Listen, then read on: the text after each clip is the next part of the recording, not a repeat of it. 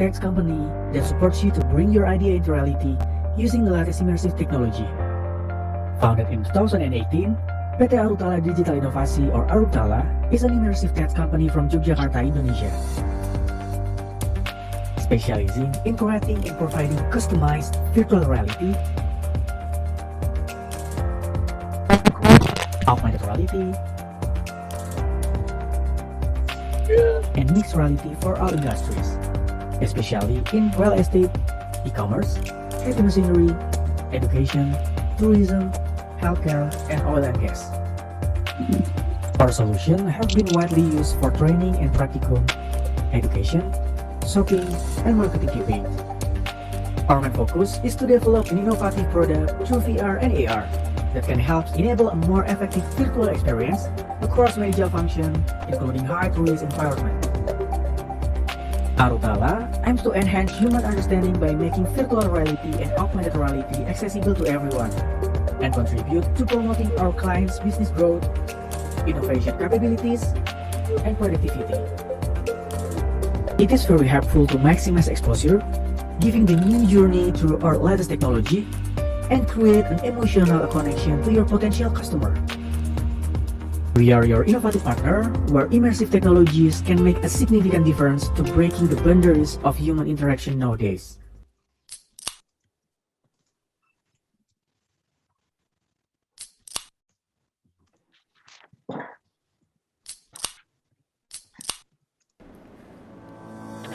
Dalam menjawab tantangan perkembangan teknologi yang semakin dinamis, serta adanya pandemi COVID-19, Fakultas Kedokteran, Kesehatan Masyarakat, dan Keperawatan atau FKKMK UGM berkolaborasi dengan PT Arutala Digital Inovasi dalam menciptakan sebuah praktek pembelajaran virtual pada bidang kesehatan pertama di Indonesia, bernama Betting Patient VR.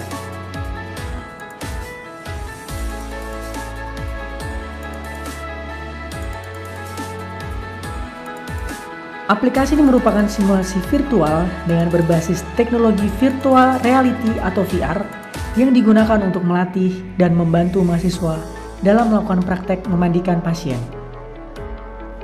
Aplikasi ini juga memungkinkan mahasiswa untuk memahami prosedur dalam memandikan pasien yang dikemas melalui teknologi 3 dimensi secara interaktif serta mampu digunakan secara multi-user. Melalui aplikasi ini, tenaga pendidik dan mahasiswa juga mampu melakukan praktek dan penilaian sekaligus. Hadirnya Betting Fashion VR ini menjadi sebuah alternatif baru dalam menyelenggarakan simulasi atau praktek dalam dunia kesehatan, serta memberikan pengalaman pembelajaran yang menarik, efisien, dan efektif.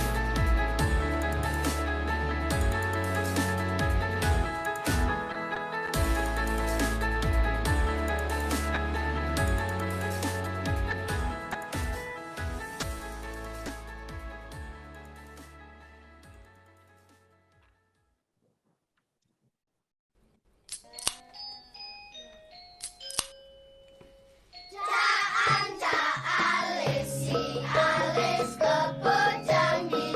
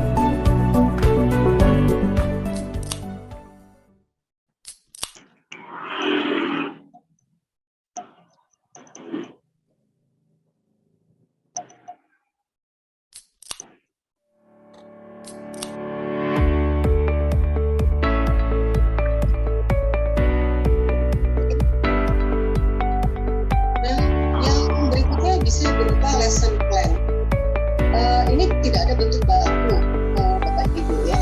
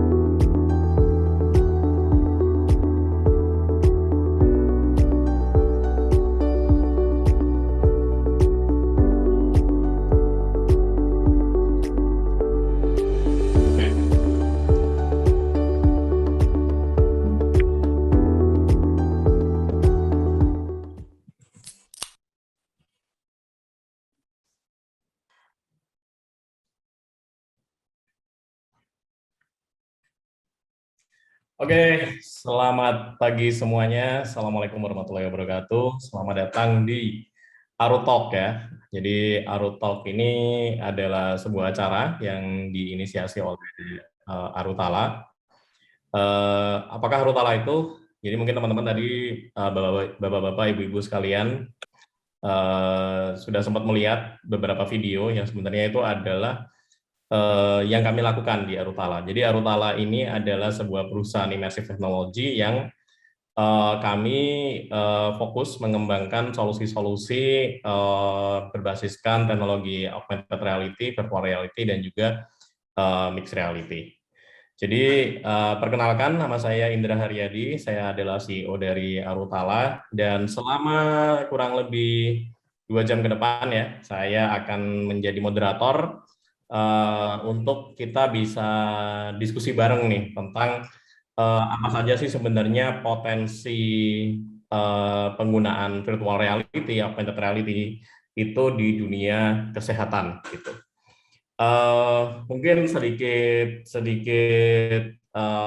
history gitu ya supaya teman-teman di sini tahu kenapa kok kita mau mengulas tentang ini gitu, karena kami sendiri di Arutala sekitar beberapa bulan yang lalu itu kami sempat bekerja sama dengan FKKM KUGM, dalam hal ini adalah Departemen Keperawatannya, untuk membuat virtual reality bagi teman-teman nurse ya, teman-teman perawat gitu ya.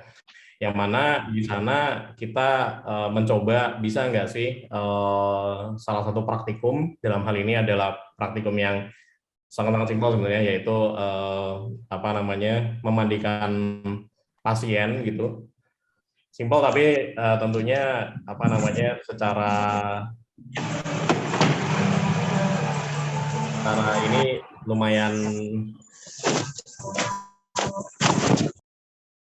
mohon maaf kok ada suara ini ya. Oke. Ya, tapi secara kalau kita ngomongin secara prosedural tentunya banyak yang harus dilakukan dan sebaiknya tidak dilompati gitu kan. Nah, itu kita buat secara virtual reality dan alhamdulillah kemarin sudah selesai. Nah, dari sana kita lihat, wah sebenarnya potensi virtual reality ini untuk bisa digunakan di bidang kesehatan sebenarnya kayaknya cukup luas juga. Nah, untuk itu maka di hari ini kita membuat sebuah tema Arutalk, yang mana kemarin kita juga ketemu dengan beberapa pihak yang sebenarnya kita lihat, wah ada juga nih beberapa kasus-kasus, studi case, use cases yang ternyata VR ini ternyata juga sudah bisa digunakan di bidang kesehatan dengan use case yang bermacam-macam gitu. Karena itu pada pagi hari ini kami mengundang beberapa pihak dan alhamdulillah juga bersyukurnya kita bisa ketemu ya dengan beberapa pihak yang ternyata juga sudah memiliki pengetahuan tentang penggunaan VR di dunia kesehatan. Jadi Enggak terlaluan ya, jadi Pak melakukan persalinan pakai VR. iya, mohon maaf. Jadi untuk itu kita di sini sudah bersama dengan kita, sudah ada 3 orang yang luar biasa yang nanti akan ikut ngobrol, 2 diantaranya akan ikut ngobrol bersama kita. Ada Bapak Marco Santoso, PhD, dan juga ada Dr. Hendry Gunawan. Nanti akan saya bacakan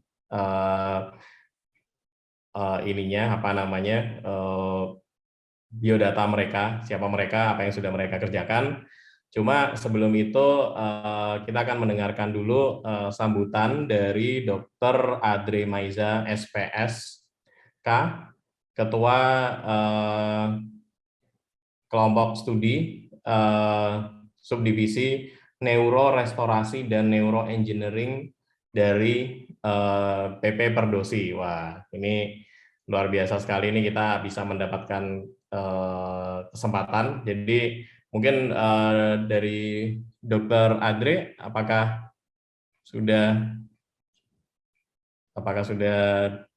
bisa menyalakan kameranya dulu, Dok?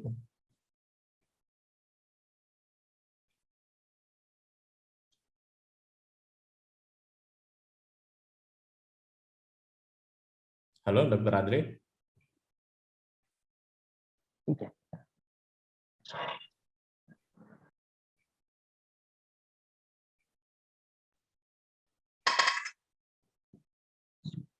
Oh, ya. Oke.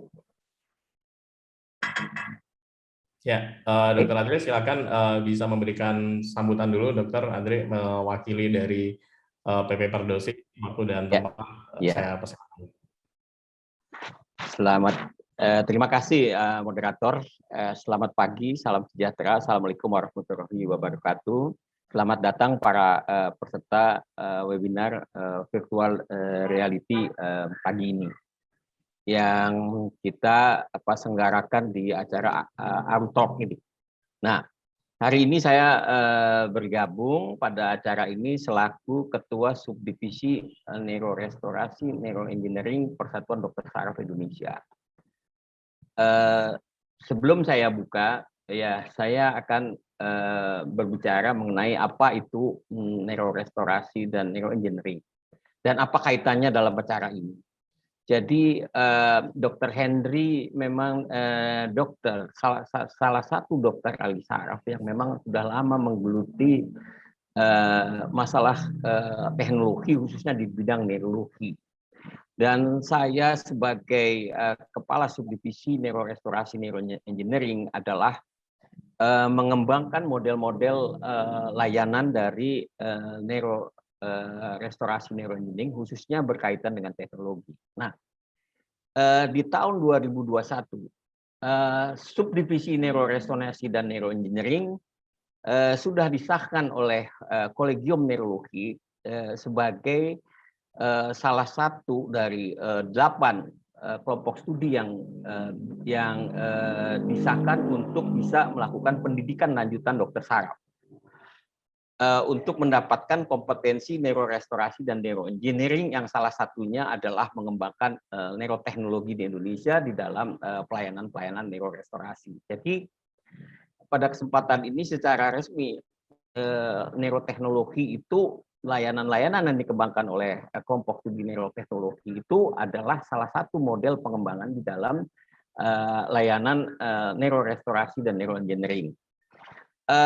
Jadi di sini kami sebagai profesi memang memberikan perlindungan-perlindungan secara akademik dan kami berkewajiban untuk memberikan kompetensi tertentu untuk pembicara, kemudian juga peserta yang nanti akan mengikuti acara ini. Nah, kemudian juga neurorestorasi, neuroengineering sebagai satu model layanan, kemudian sebagai satu model pengembangan profesi pendidikan, neurorestorasi engineering juga mengembangkan alat-alat. Pengembangan alat-alat yang berteknologi, yang berbasis lokal. Jadi kami memang mempunyai berkeinginan bahwa kita tahu teknologi yang kita manfaatkan ini teknologi yang cukup mahal. Dan teknologi yang sudah kita gunakan itu yang menyebabkan layanan kesehatan kita juga mahal. Kalau kita mau mengembangkan sesuatu layanan yang mahal juga, ya artinya kita tidak memberikan sesuatu yang lebih baik kepada masyarakat kita. Nah, untuk itulah bahwa neuroengineering juga akan mengembangkan alat-alat pengembangan layanan yang berkaitan dengan teknologi yang kita kembangkan di Indonesia ini untuk kepentingan masyarakat Indonesia khususnya. Kemudian pendidikan neurorestorasi ini sebetulnya secara garis besar mendukung seluruh layanan neurologi khususnya dan juga pengembangan layanan kesehatan pada umumnya di jenjang layanan kesehatan di Indonesia. Nah, untuk itu pada kesempatan ini kami memang menyadari bahwa neurorestorasi, neuroengineering tidak dapat dibangun sendiri. Ya, karena kita juga di sini menggabungkan konsep pengembangan biologic cognitive neuroscience dengan medical technology. Jadi kami juga bergabung dengan para engineer, para ahli komunikasi, dan kami juga menjalin hubungan di dalam pendidikan ini dengan beberapa perguruan tinggi di dalam dan di luar negeri yang berkaitan dengan pengembangan teknologi. Nah, pada kesempatan ini kami memang menghadirkan salah satu partner dalam pendidikan kami dari University of Florida, yaitu Pak Marcus Santoso, PhD, sebagai asisten profesor di sana yang memang mempunyai memang sudah memiliki kompetensi untuk memberikan keilmuan-keilmuannya pada kita, dan mudah-mudahan ini juga bermanfaat bagi kita semua. Dan untuk itu saya ucapkan terima kasih pada Pak Marcus Santoso yang PhD yang pada hari ini sudah mau memberikan waktunya dan memberikan ilmunya untuk kita sama-sama share bagaimana kita mengembangkan layanan untuk masyarakat kita di Indonesia khususnya. Kemudian juga kita hari ini mendapat sponsor dari anak muda yang memang sedang tren untuk mengembangkan teknologi, yang juga kami siap untuk bisa berkolaborasi untuk sama-sama kita berkembang. Jadi Anda berkembang dan kami juga berkembang untuk kita sama-sama memberikan layanan yang terbaik dan terjangkau untuk masyarakat kita di kemudian hari. Dan juga saya mengucapkan terima kasih Dr. Henry Gunawan yang telah memprakarsai kegiatan-kegiatan ini mendahului kami, dan memang kami baru diresmikan sekitar 1 bulan ini, disahkan untuk menjadi satu institusi pendidikan. Jadi Dr. Henry memang sudah lebih lama berkolaborasi dengan kami di dalam satu aktivitas pengembangan neuroteknologi. Nah, jadi pada kesempatan ini saya buka acara ini dengan mengucapkan alhamdulillah.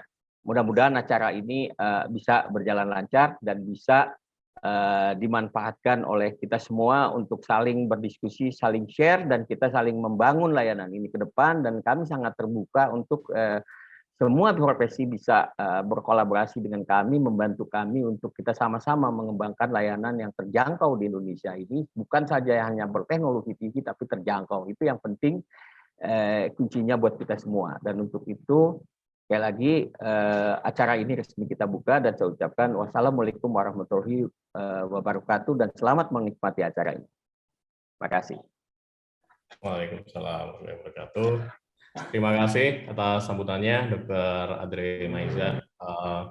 Ya, itu visi yang luar biasa ya. Jadi kita kembangkan teknologi yang bukan cuma teknologinya tinggi, tapi juga affordable ya tentunya untuk semua masyarakat gitu. Nah, oke. Terima kasih atas sambutannya dan kita akan segera masuk nih di acara utamanya, yaitu mendengarkan pemaparan dari dua narasumber kita, yaitu yang pertama, narasumber pertama adalah Bapak Markus Santoso, PhD. Jadi mungkin sedikit brief buat teman-teman yang ada di sini. Jadi Bapak Markus Santoso, PhD ini adalah asisten profesor Digital World Institute dari University of Florida. Wah, di United States ya. Jadi Bapak Markus ini pendidikan akademik dan profesionalnya sudah luar biasa ya. Jadi terakhir PhD dari Dongseo University, Busan, South Korea, dari Department of Visual Content. Magisternya sendiri juga dari Korea di Multimedia Design Major dan mendapatkan bachelornya dulu di Surabaya, Indonesia. Beliau mempunyai research interest yang di bidang mixed reality applied research for non-gaming and entertainment. Nah, ini menarik nih, karena kami juga di Arutala juga ke arah sana gitu. Kemudian, maaf, ada yang... Oke. Kemudian untuk UX dan UI study untuk human computer interaction dan 3D game development. Grand achievement-nya juga luar biasa banyak. Terakhir di tahun 2021 sudah mendapatkan Best Paper Awards di The 14 International Conference on Advanced in Computer Human Interaction, Best Dental Student Presentation for Literature Review dari UIC, dan masih banyak lagi nih, banyak sekali ya.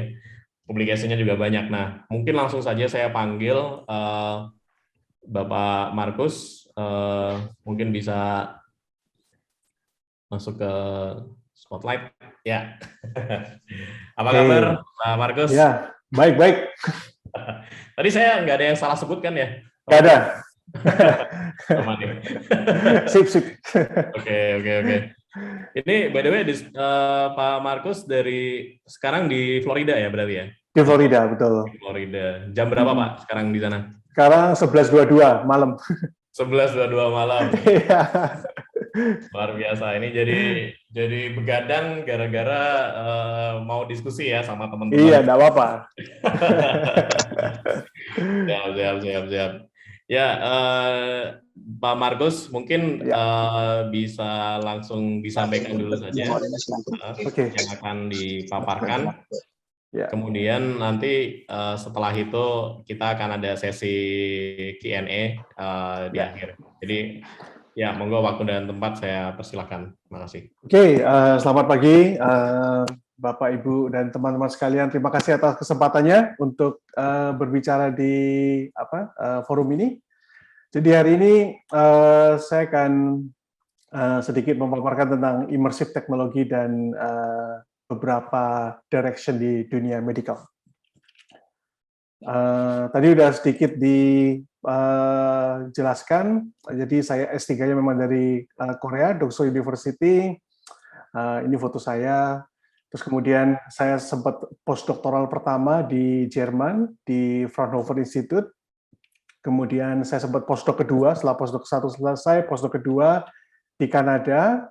Kemudian di sini sebetulnya ketika saya di Kanada ini, saya mulai mendalami AR/VR untuk keperluan medikal, karena supervisor saya ini, Profesor Christian Jacob ini, beliau selain di Computer Science Department, beliau juga profesor di School of Medicine. Jadi beliau pegang dua posisi. Dari situ beliau mulai memperkenalkan saya di dunia kedokteran.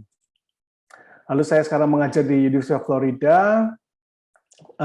Sedikit fun fact about University of Florida itu kami sekarang itu di top 5 public research university di Amerika.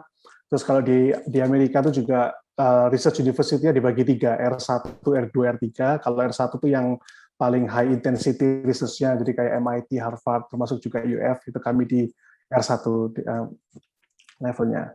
Terus UF ini juga menarik karena mereka sangat mendorong faculty-nya untuk berentrepreneurship.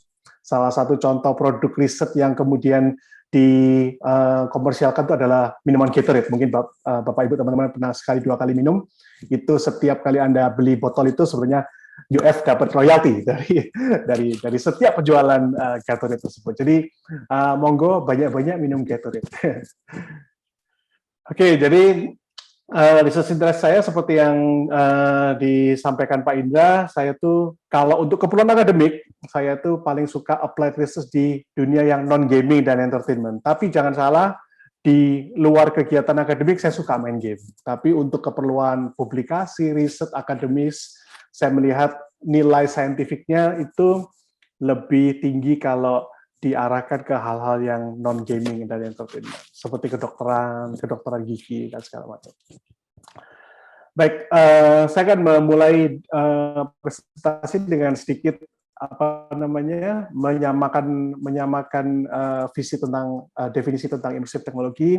Jadi immersive teknologi AR/VR ini adalah salah satu bidang di dalam kita namanya 3D display.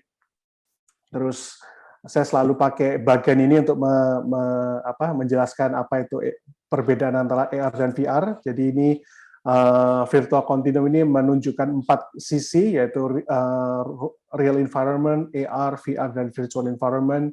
Jadi AR itu lebih dekat ke real environment. Jadi maksudnya adalah kita menyajikan digital content di dalam real environment. Sedangkan VR lebih dekat ke virtual environment, jadi secara gampang kita bisa bilang di dalam VR itu kita memasukkan real user ke dalam digital environment. Kemudian ini yang kita harus sadar bahwa kami percaya bahwa AR/VR ini adalah the fourth transformation. Jadi transformasi pertama itu dulu waktu komputer zaman-zaman DOS. Jadi kemudian transformasi kedua itu pada saat komputer itu mulai GUI based, ada mouse, ada pointer, ada Windows. Kemudian transformasi ketiga itu pada saat kita mulai memiliki handheld computer, smartphone, komputer tablet, dan nanti ini arahnya menuju ke AR/VR dan segala device pendukungnya seperti smart glasses, demikian. Jadi sekarang saya mau masuk lagi ke immersive technology dan medical. Jadi kalau kita mau mapping secara general, ketika kita bicara immersive technology dan medical, itu sebetulnya ada beberapa arah yang bisa kita temukan. Yang pertama adalah edukasi, kemudian visualisasi, simulasi, dan telemedicine. Dan juga ada banyak bidang lain di belakang. Tapi yang akan saya paparkan nanti akan menyentuh keempat sisi ini. Nah, edukasi ini sendiri bisa menyasar banyak target antara student atau practitioner. Contohnya yang Pak Indra tadi tunjukkan yang bathing itu, berarti itu kan dia masuk ke practitioner. Jadi bukan student tapi ke nurse-nya langsung. Jadi itu ke sini. Nah, student ini sendiri nanti dibagi lagi, mau yang first year atau yang senior atau yang lagi residency, kan masing-masing level punya level of kedalaman ilmu yang berbeda-beda. Ada yang lebih untuk memperkenalkan, seperti yang bathing kan lebih memperkenalkan sequence-nya dari semua proses. Kalau yang level keempat mungkin lebih ke pendalaman skill-nya dan segala macam. Jadi masing-masing level 1, level 2, level 3, level 4 tuh masing-masing ada uniknya masing-masing gitu. Nah, edukasi ini adalah salah satu proyek yang waktu itu sempat kita perkenalkan ke College of Medicine di University of Calgary di Kanada. Jadi ini sebenarnya proyek cukup sederhana.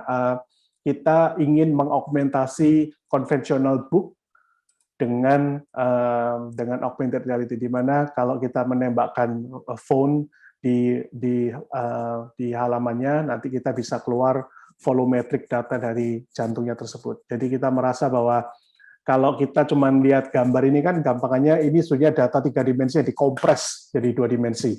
itu ada banyak data yang hilang, pembelajaran kurang holistik karena harusnya 3 dimensi, sekarang jadi 2 dimensi. Nah ini kita bisa memaparkan data secara 3 dimensi. Di dunia kedokteran, di sekolah kedokteran ternyata juga mereka juga banyak pakai plastik dummy seperti demikian sebagai media pembelajaran. Jadi sebenarnya AR juga bisa untuk memperkaya physical learning object seperti demikian dengan digital content. Ini sebetulnya perusahaannya sendiri udah bangkrut sih, tapi waktu itu zaman tahun 2015 ini hot-hotnya nih Metaspace Glasses. Jadi ini mereka sangat terinspirasi dengan Iron Man, film science fiction. Jadi ini adalah rekaman dari headsetnya langsung. Ini di mana saya yang menjadi peraganya. Jadi ini Anda bisa lihat kita bisa punya UI yang melayang di depan, terus kita bisa menggunakan tangan untuk berinteraksi. Terus kayak di film-film lah, di sini kita bisa langsung pakai tangan, kita ambil salah satu modul yang kita mau belajar. Kita dengan hand gesture juga bisa membesarkan, mengecilkan tergantung kebutuhan. Terus kita juga bisa punya X-ray vision, di mana kita bisa langsung lihat anatomi, muscle, segala macam. Terus ini di mana kita bisa menggunakan hand gesture dan juga augmented reality atau hologram, terus juga hand gesture. Dan terus bisa diambil. Jadi mirip-mirip lah kalau dengan Iron Man gitu. Cuman ini di bidang kedokteran.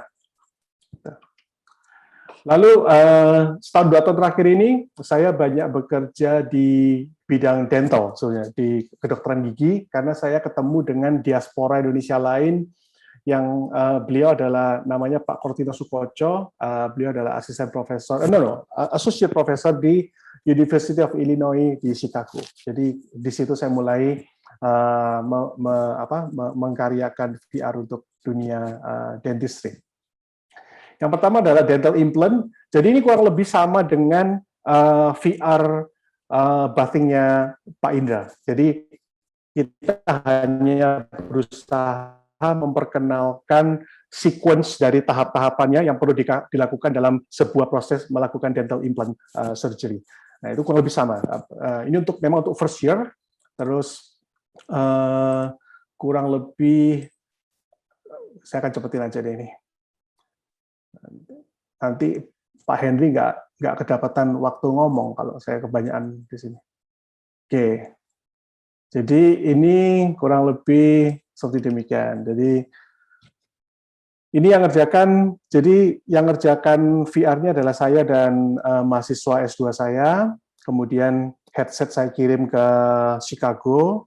Dari situ Pak Kortino dan timnya yang melakukan analisa studi survei ke faculty perception, studi perception. Nah di sini setiap sequence-nya kan mulai dari ambil pisaunya, terus mengiris, terus juga karena ini VR, jadi kita bisa menambahkan elemen-elemen yang bahkan nggak bisa dilakukan di ruangan yang sebenarnya. Contohnya mengatur transparansi jaw. Jadi supaya mahasiswanya itu tahu sejauh apa antara gigi dan saraf. Karena kan katanya kalau ngebornya kedalaman terus kena saraf, pasiennya bisa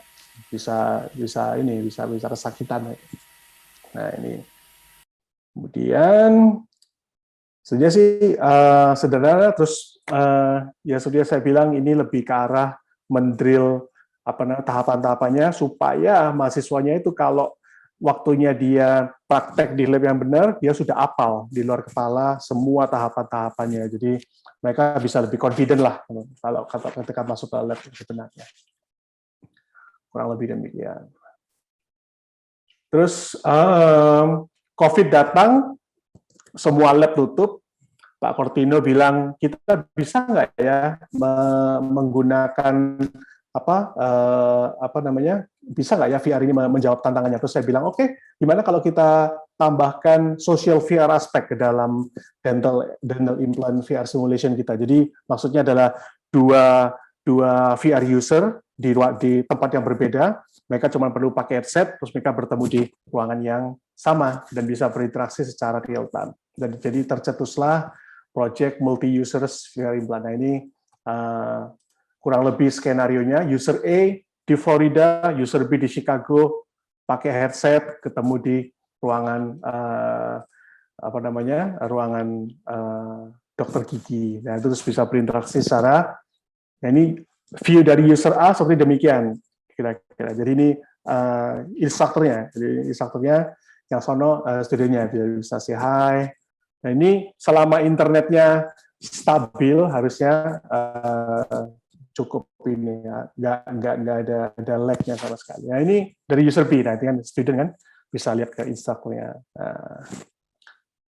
Terus kemudian dari situ bisa nah ini 2 orang berinteraksi secara real time, jadi bisa mulai ngajar lah. Jadi dengan demikian kalau ada pandemik lagi 20 tahun lagi, nggak perlu bingung, lab tutup, nggak peduli, kita tinggal pakai headset, kita tetap bisa menjalankan sesi pembelajaran seperti biasa tanpa ada gangguan. Paper ini ya ini kita publish sebagai dua jurnal, satu ini satu ya. Lalu sebetulnya ini juga proyek yang digagas oleh Pak Cortino. Jadi kita kalau di dunia kedokteran itu nggak cuma dental, saya yakin juga di Faculty of Medicine para mahasiswa ini perlu belajar cara berkomunikasi dengan pasien. Jadi biasanya kalau di Amerika, mungkin di Indonesia juga sama, mereka akan memanggil aktor atau bahasa Inggrisnya standardized patient. Lagi-lagi karena COVID, lab tutup, mereka nggak bisa menjalankan sesi lab tentang standardized patient ini. Jadilah kemudian kita mikir gimana kalau kita pakai AR atau VR aja untuk untuk melatih skill komunikasi dari para mahasiswa ini. Jadilah kita mencoba memakai virtual standardized patient. Di sini kita memakai natural language processing-nya dari IBM Watson. Jadi gampangannya kalau text to speech biasa itu kita harus benar-benar precise ngomongnya, misalnya selamat pagi Pak Markus gitu. Jadi selamat pagi Pak Markus. Kalau misalnya selamat pagi Pak Henry, dia sistemnya nggak bisa nangkep maksudnya. Tapi dengan natural language processing dia cuma nangkep selamat pagi, terus dia bisa langsung mikir mau kemana. Jadi itu adalah bagian AI, sedikit AI yang kita coba tambahkan supaya komunikasi antara user dan juga virtual patient ini semakin seamless. Jadi ini kurang lebih, kecilin dulu. Ini adalah trailernya.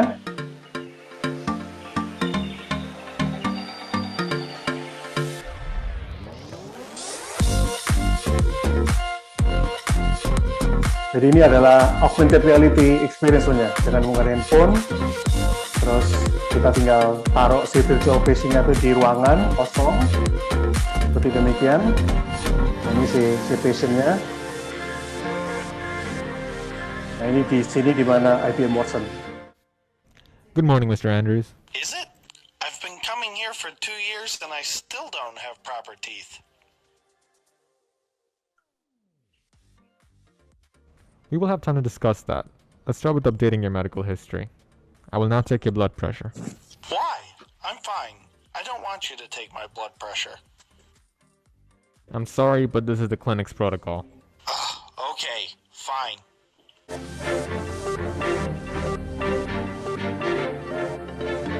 Selain AR mode, kita juga menyediakan VR mode juga. Good morning, Mr. Andrews. Is it? I've been coming here for 2 years and I still don't have proper teeth. Ini timnya, Pak Cortino sebagai research collaborator. Ini adalah proyek yang tadi disebutkan Pak Indra memenangkan Best Paper Award di salah satu conference, dan ini adalah papernya. Terus kemudian dari beberapa proyek, dari beberapa studi, kita mulai menemukan masalah di mana ternyata mulai ada keluhan kok nggak ada ininya ya, tactile feedback-nya di di VR controller yang ada. Jadi dari situ kita mulai mikir, akhirnya kita menemukan glove ini. Jadi glove ini adalah glove yang menarik karena bisa memberikan sensasi getaran di 5 titik di jari. Jadi di tengah, terus kemudian di di masing-masing ujung jari. Nah, itu kita beli cukup mahal sih, $2.500 US, tapi ya namanya research lab kan kita harus terus coba untuk nge-push keilmuannya. Jadilah kita menginisiasi proyek ini, kita menggabungkan VR dengan haptic glove supaya waktu student itu melakukan sesuatu mereka bisa merasakan sesuatu di tangan. Lalu proyeknya adalah kurang lebih ini adalah glove-nya, actors and ini the need to adalah be physically room-nya. present. This may not be possible due to financial reasons, disabilities, or even pandemics.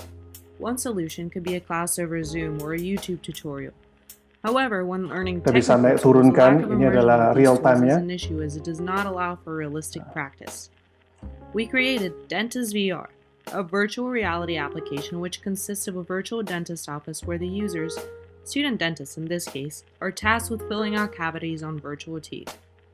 The main issue with virtual training in this scenario is that there is no haptic Ini reception. sebetulnya waktu The ngedrill tuh bisa inability to kerasa feel ada touch kata in virtual immersive environments gitu. is detrimental to the training because of the lack of realism. Ya. In order to create an experience as Terus ini close to gimana real life as possible, mahasiswa the bisa haptic ngecek feedback from the drill is essential to teach the users mereka the ngedrillnya bener technicalities apa of enggak, drilling into a terus tooth, sejauh as apa well as mereka create immersion. ngedrillnya In the application, we use dalam Bebop apa haptic gloves, enggak. which produce a vibrating reaction.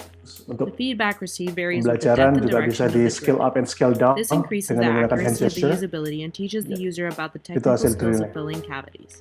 This also promotes accessibility to VR Terus patient training. yang kemudian adalah visualisasi. Visualisasi saya akan menunjukkan ini adalah proyek namanya HoloCell waktu kami di Calgary. Jadi untuk ini kita menggunakan HoloLens yang pertama. Jadi ketika kita memasang headset, sebenarnya kita bisa melihat hologramnya eukaryotic cell. Terus dari situ kita bisa juga menggunakan voice gesture untuk mendukung experience pembelajaran, learning experience.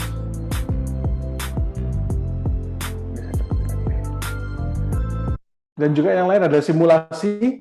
Ini adalah salah satu proyek waktu saya postdoc di Kanada juga, namanya Giant Walkthrough Brain.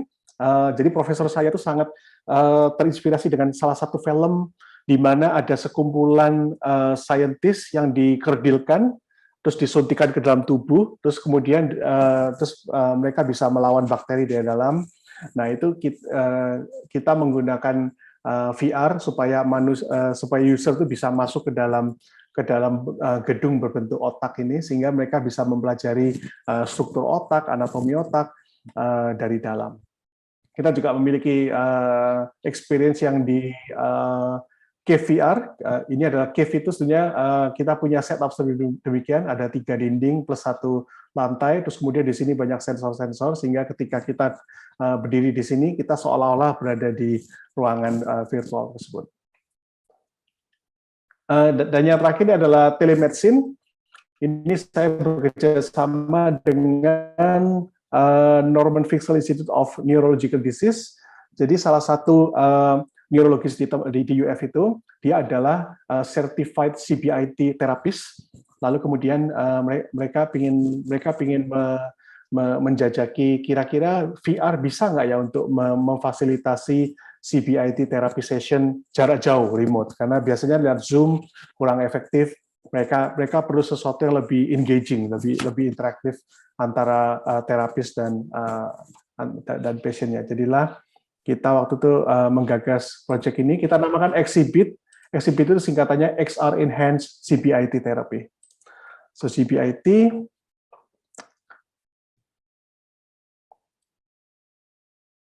Nah, CBIT itu sebenarnya untuk pasien TIC. TIC itu adalah satu brain disorder di mana pasien itu akan mengeluarkan gesture tertentu kalau dia merasa tertekan atau merasa tidak nyaman, misalnya matanya diketip-ketip demikian. Nah, itu ada banyak trigger, contohnya lampu yang terlalu terang atau kerumunan orang terlalu banyak, dan itu banyak sekali yang bisa disimulasikan dengan VR, tapi sangat susah untuk direalisasikan di klinik yang sebenarnya. Jadi ini kita memasukkan dua orang ke dalam satu ke dalam satu ruangan. Ini kita mencoba satu scenario di museum, jadi banyak kejadian juga di mana orang mulai keluar tiknya itu kalau di tempat-tempat yang bright dan banyak stranger kayak di museum. Dan itu adalah halaman terakhir, slide terakhir dari penjelasan saya. Terima kasih dan saya kembalikan ke moderator. Wow, ini luar biasa ya, Pak Markus. Wah, saya dari tadi cuma bisa terkagum-kagum ini melihat. Enggak lah, hasil karyanya Arutalo juga keren-keren tadi saya lihat. Ya, tadi kalau kita mungkin tadi yang mungkin kalau di Arutala sendiri nih, kalau terkait sama development mungkin yang udah mirip-mirip tadi yang ini ya, yang dental ya, karena di kita juga untuk yang pasien betting kemarin memang dari awal di setting untuk dia bisa multi user juga dengan sama lah ya tantangan COVID gitu kan. Iya. Ya, dengan adanya COVID jadinya instruktur dan juga nanti trainee itu juga bisa melakukan praktikum secara virtual walaupun tidak di tempat ya. Tapi tadi yang haptic, wah itu keren banget sih kayaknya. Nanti kita akan ngulik ya, boleh. Pak Markus ya, habis ini. Cuma, oke. Untuk saat ini saya akan memanggil dulu Dr. Hendry Gunawan ya untuk memaparkan dulu Dr. Hendry tentang apa yang potensi-potensi ya VR dan lain-lain tentunya dalam sudut pandang neurologi atau saraf ya. Nah, cuma ini saya sama seperti Pak Markus akan saya bacakan dulu sedikit. Jadi Dr. Hendry Gunawan ini SPS ya dok ya, spesialis saraf dari Fakultas Kedokteran Universitas Padjadjaran Bandung, Neurologi Departemen. Dari tahun 2016 sampai sekarang menjadi kepala dari SMF Neurologi ya di RSUD Walet Cirebon dan RSU UMC Cirebon. Sekaligus juga kepala Departemen Neurologi dan staf pengajar Universitas Swadaya Gunung Jati Cirebon. Oke. Dr. Hendry, apa kabar?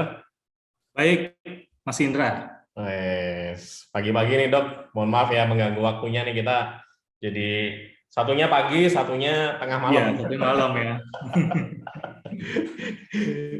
Ya, Dr. Hendry, nanti kita akan diskusi panjang lebar nih tentang tentunya immersive technology dan kesehatan. Cuma mungkin dari Dr. Hendry saya persilahkan untuk bisa memaparkan dulu nih materi yang terkait mungkin lebih spesifik mungkin ya dokter ya ke neurologis. Jadi untuk waktu dan tempat saya persilahkan.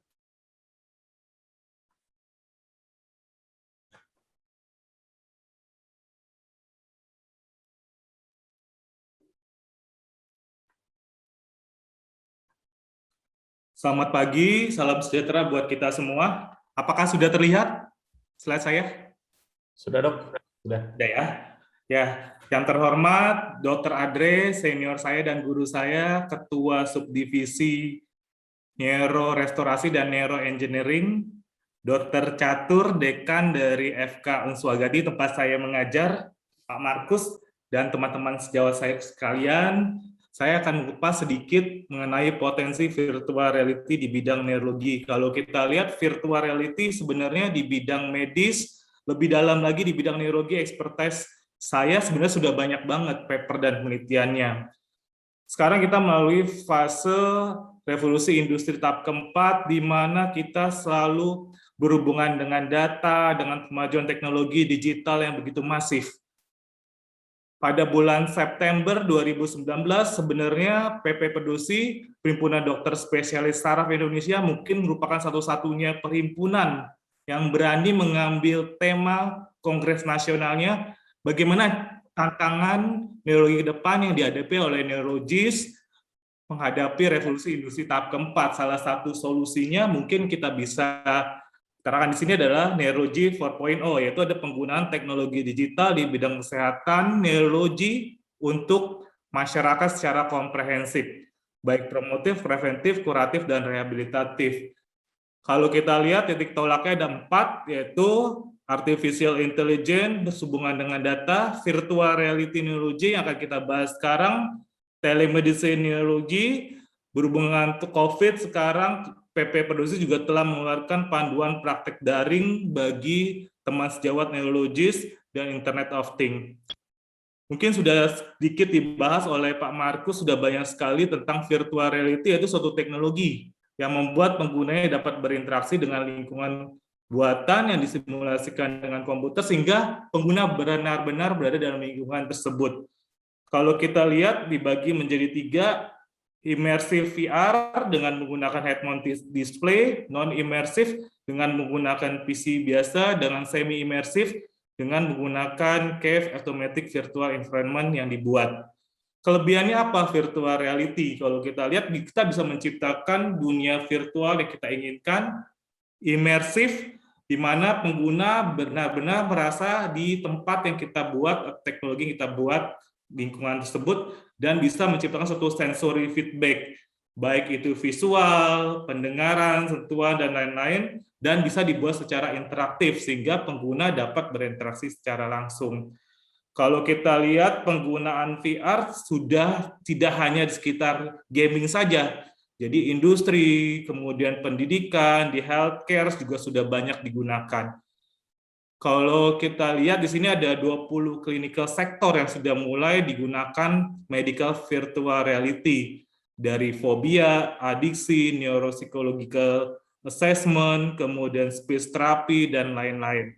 Saya akan membahas di bidang virtual reality neurology, bidang saraf, yaitu apa saja, terutama untuk terapi disfungsi otak, untuk pasien-pasien trauma kepala, stroke, kemudian penyakit-penyakit neurodegeneratif, pasien-pasien nyeri dari pen distraksi sampai nyeri kronik, demensia apabila Bapak Ibu punya keluarga dengan keluhan suka lupa atau keluhan-keluhan di kognitif, bisa juga dimanfaatkan, yaitu untuk mendeteksi mild cognitive impairment, jadi step sebelum demensia. Kalau demensia berat mungkin sudah sulit nih. Jadi kita bisa mendeteksi secara awal kalau seorang itu mempunyai gejala-gejala ke arah demensia, jadi sebelum berat. Jadi apa yang harus kita bisa lakukan? Kemudian di vertigo, untuk visual vertigo terutama dan keseimbangan. Dan di bidang neuropediatri, untuk pasien-pasien dengan ADHD, dengan gangguan atensi, hiperaktif, dan lain-lain, dan pasien-pasien yang berhubungan dengan kejiwaan. Contohnya adalah fobia. Fobianya banyak pada ketinggian, jarum suntik, dan lain-lain. Dan selain itu juga bisa digunakan sebagai terapan, yaitu untuk neurofeedback, neuromarketing, dan simulasi yang sudah dibahas oleh Pak Markus tadi. Saya sedikit saja overview, salah satunya itu neuropediatri VR. Di sini digunakan konten-konten tertentu untuk pasien-pasien ADHD. Kita lihat dan kita bisa mendeteksi dari virtual reality ini dengan training untuk atensinya. Misalnya, kita bisa simulasikan apakah kurangannya ada di memori atau atensi dan lain-lain. Dengan konten yang kita buat, kita bisa membantu supaya atensi pasien ADHD ini bisa lebih baik.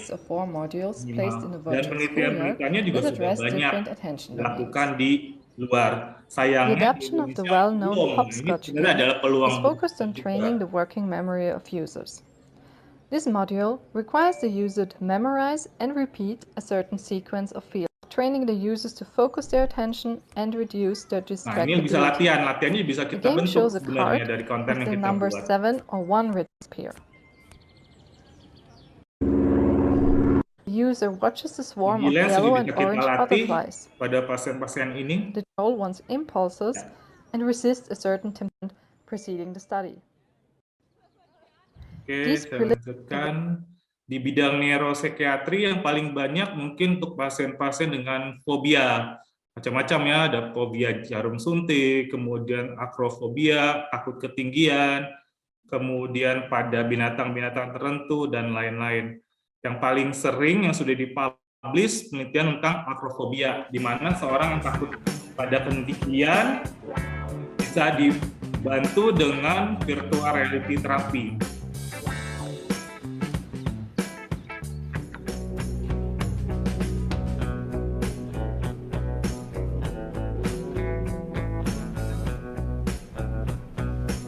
Dan penelitian-penelitiannya sudah banyak. Dengan bantuan ini mungkin pasien-pasien dilakukan VR exposure therapy sehingga bisa mengurangi kecemasannya apabila berhadapan dengan ketinggian misalnya.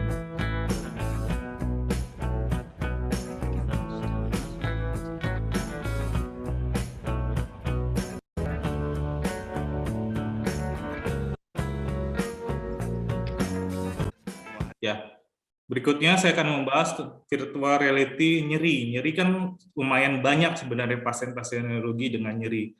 Ini adalah salah satu penelitian distraksi nyeri menggunakan virtual reality pada pasien-pasien luka bakar. I was on fire. I couldn't see to unbuckle my seatbelt or open the door. I believe my guardian angel just took me out of the truck. First Lieutenant Samuel Brown survived an attack on his Humvee in southern Afghanistan, but he would then have to endure rounds of surgery, skin grafts, and painful skin stretching. This is a battle that's going to take years to get back to being how I was prior to this. But while Brown's body fights that battle, virtual reality technology lets his brain enjoy hurling snowballs to the music of pulse. High burn patients' doctors see real improvement. What we saw was marked improvement in the Oke, penggunaannya juga sudah dilakukan penelitian dibandingkan penggunaan virtual reality dengan obat, salah satunya opioid. Jadi pada penelitian Hoffman 2007 ternyata VR bisa mengurangi nyeri 38% jika dibandingkan dengan penggunaan obat-obatan. VR juga bermanfaat untuk chronic pain di sini, yaitu mengurangi 94% pada penggunaan VR dengan 92% setelah penggunaan VR. Kalau di bidang neurokognitif atau daya ingat tuh pasien bisa juga digunakan pada pasien-pasien dengan demensia atau pikun. Kita juga bisa mendeteksi gangguan daya ingat ini dengan melakukan suatu simulasi, misalnya pada orang tertentu kita minta untuk berada di supermarket dan membayar item-item yang dibeli. Ini adalah penelitian juga bagaimana VR digunakan untuk training kognitif motor pada usia pertengahan yang mempunyai resiko tinggi penyakit Alzheimer disease.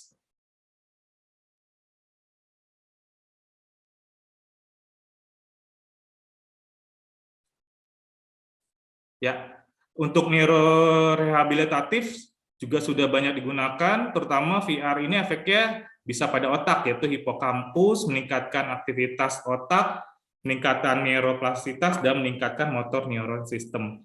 Kalau dibandingkan dengan rehabilitasi biasa, yang konvensional, mungkin VR punya kelebihan. Kalau kita lihat orang-orang dengan rehabilitasi konvensional punya compliance yang jelek mungkin karena terus-terusan, bosan, dan lain-lain, akhirnya drop out untuk rehabilitasi. Virtual reality merupakan salah satu solusi mungkin karena bisa memberikan suatu efek motor neuron system dengan meningkatkan motivasi pasien. Ini untuk penderita stroke, misalnya bisa meningkatkan aktivitas fungsional ekstremitas untuk gait dan keseimbangan, nyeri phantom, kognisi, dan activity daily living. Revalio was developed out of a need. Ini digunakan the patient's oleh need for better therapy. penderita stroke. Revalio is designed for patients who have lost the functional use of one hand due to a stroke or a brain injury. With Revalio, patients are able to complete repetitive tasks at home and supportive therapy. Combining a simple-to-use EMG biofeedback with low-cost immersive virtual reality headsets enable muscle activities of your affected hand amplified by Revalio. Revalio avatar and your therapist guide you through the challenges. All our challenges are Oke, bagaimana VR juga bisa digunakan untuk training dan simulasi, sudah jelaskan tadi. Ini salah satu produk yang kita buat bersama dokter penggali juga di Medisfar. Bagaimana kita bisa dari augmented reality kita gunakan untuk pembelajaran neuroanatomi. Jadi sekarang belajar anatomi di kedokteran tidak harus di lab sekarang, bisa dimanapun dan kita bisa simulasikan bagaimana mempelajari anatomi otak secara lebih detail. Talamus. Talamus merupakan bagian dari